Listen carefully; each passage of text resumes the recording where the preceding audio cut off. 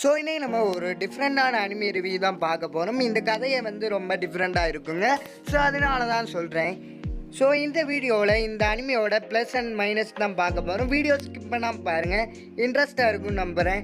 வாங்க வீடியோக்குள்ளே போகலாம். இன்றைக்கி நம்ம பார்க்க போகிறது days with my step sister. அந்த அனிமியோட ரிவ்யூ தான் பார்க்க போகிறோம். வாங்க வீடியோக்குள்ளே போகலாம்.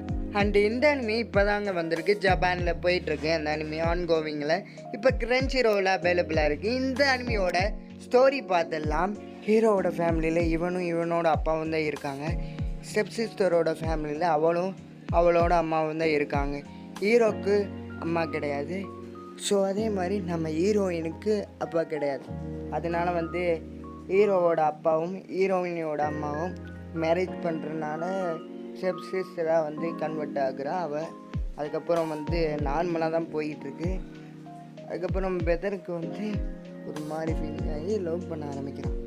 ஸோ ரெண்டு பேரும் எப்படி சேர்ந்தாங்கன்னா கதையாக இருக்கும் இந்த அனிமி.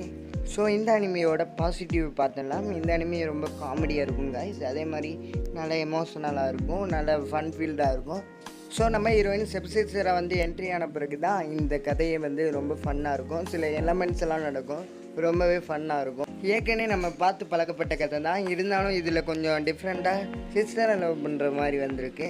ஸோ அது கொஞ்சம் வந்து அமெரிக்கன் ஸ்டைலில் இருக்குது. இருந்தாலும் நல்ல விதமாக நரேட் பண்ணி எங்கேஜாக வந்து சீரீஸ் ஃபுல்லாக கொண்டு போகிறாங்க. அதான் வந்து மிகப்பெரிய பாசிட்டிவாக இருக்குது. நெகட்டிவ் சைடு வந்து ஹீரோவோட பேக் ஸ்டோரி காட்டலை, ஹீரோயினோட பேக் ஸ்டோரியுமே காட்டலை.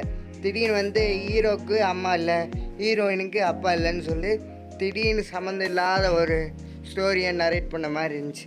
மற்றபடி ஃபன்னாக தான் இருந்துச்சு. இதில் ஹீரோ கேரக்டர் நரேஷன் வந்து சூப்பராக பண்ணியிருந்தாங்க. அந்த கேரக்டர் வந்து ரொம்ப காமெடியாக இருக்கும். அண்ட் வந்து அவன் வெக்கப்படுறது அந்த மாதிரி ரொம்ப காமெடியாக வந்து எடுத்திருப்பாங்க. ஹீரோயின் கேரக்டருமே அங்கங்கே ஸ்கோர் பண்ணுற மாதிரி தான் காட்டியிருக்காங்க, காமெடியாக இருக்கும். மற்றபடி இந்த அனிமியில் ரெண்டு பேருக்கு தான் அதிக இம்பார்ட்டண்ட் அந்த மாதிரி இருக்கும் இந்த அனிமியில்.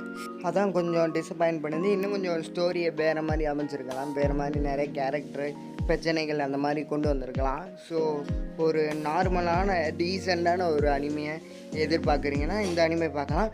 ஸோ இந்த வீடியோ பிடிச்சிருந்தா லைக் பண்ணுங்கள், ஷேர் பண்ணுங்கள். போயிட்டு வரேன். பாய் பாய்.